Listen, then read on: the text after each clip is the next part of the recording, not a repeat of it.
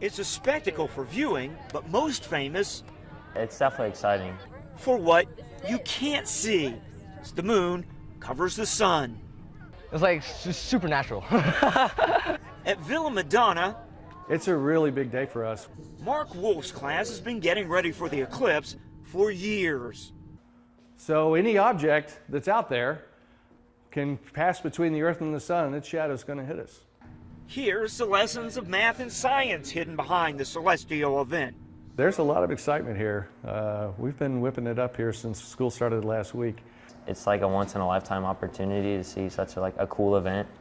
So, as the hour of the eclipse approached, students came to a field. They watched the sky like a cosmic theater production as the moon upstaged the sun, and the audience found creative ways to see a bite taken out of a cosmic cookie. We have a device called a sun funnel, which goes on the end of a telescope, and it makes a projection of the sun and the eclipse. It was a 2-minute drama decades in the making, but it'll be stored in the memories of everyone here even longer. When you've been through an eclipse, you remember where you were and when it was.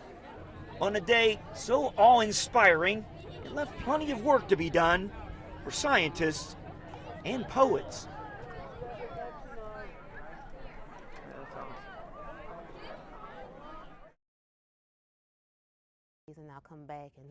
Kara Owsley didn't sleep well last night.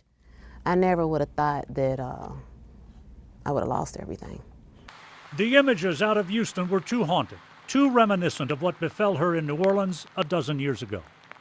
And I remember doing this, like walking into the apartment and doing this because I didn't want to rub up against the mold. With friends struggling through Houston's devastation, recalling the lost vibrancy of what once was, couldn't help but catch her throat.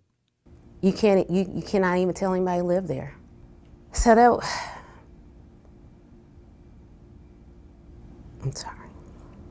She paused as certain images sunk in once more. This is her still empty complex 12 years later.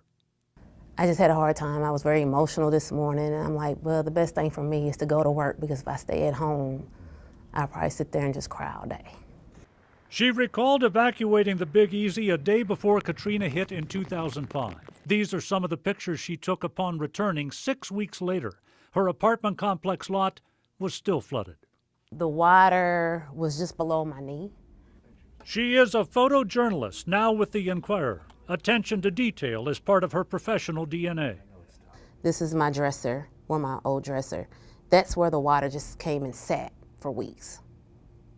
So that is not wallpaper, that is mold. She has rebuilt her life, retains an unceasing affinity for New Orleans, and a realistic appraisal of how natural disasters such as the flooding of Houston alters and rocks one's world. Their lives are not going to be the same. They're starting with housing. I know from my experience in New Orleans, and I believe Houston's going to be the same way, people stuck together and they helped each other, and that was uplifting.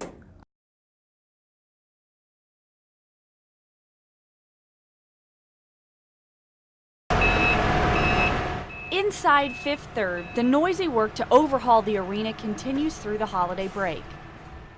Outside, campus is marked by a ghostly silence. Finals are over, students gone. Except for a team deep in the heart of campus going through its own construction. That's great. So give the ball there. Intense, high energy, high pace. You get an opportunity, you show me you're going to talk, you're going to execute the game plan, you show me whether or not you want to play. But she cares about all of us, genuinely as people.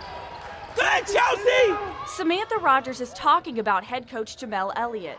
Now in her 9th season, Elliott knows what a winning program looks like and says this team has all the elements. Well, I think we're probably the closest team that we've been, as from a coach's standpoint, from a player relationship standpoint. I really enjoy coming to practice and coaching them. There's always a different personality in the gym every day. Elliott learned from the best as a former assistant at powerhouse women's program UConn and as part of 6 national championship teams. Ladies and gentlemen, number 33, co-captain Jamel Elliott. Think about you being a post player and you hedging the screen. Her style, aggressive defense, smart offense positioning, and a work ethic embraced by the women she coaches. We pay attention to detail more than that we've ever been before. We also have a lot of players on our team that love basketball. We're ready and we're preparing ourselves this week to battle. The Bearcats hope their hard work is especially evident during the crosstown shootout as they try to claw their way through the Xavier Musketeers for a victory. They've lost the past 3 years, making them even hungrier. Shoot over to Miller, right side, and in shoulder fake drives in, one up and good. Down by as many as 12 points, the Bearcats fought their way back to tie the score in the fourth quarter. But with time running out, shots just wouldn't fall. The Bearcats lost a heart-pounding game to the Musketeers 53-50. In the locker room, more lessons from a coach who knows you never stop coaching or learning. This was going to be a hard game. This was going to be a mental game. On this night, Coach Elliott is talking about the next game. But everyone recognizes what they gain here will set them up for a lifetime of wins. And you know what, guys? Experience is everything. You've been in a position to make a great play. Next time you're in a position, now you got to believe that you're going to make those plays we need to make to help us win the games.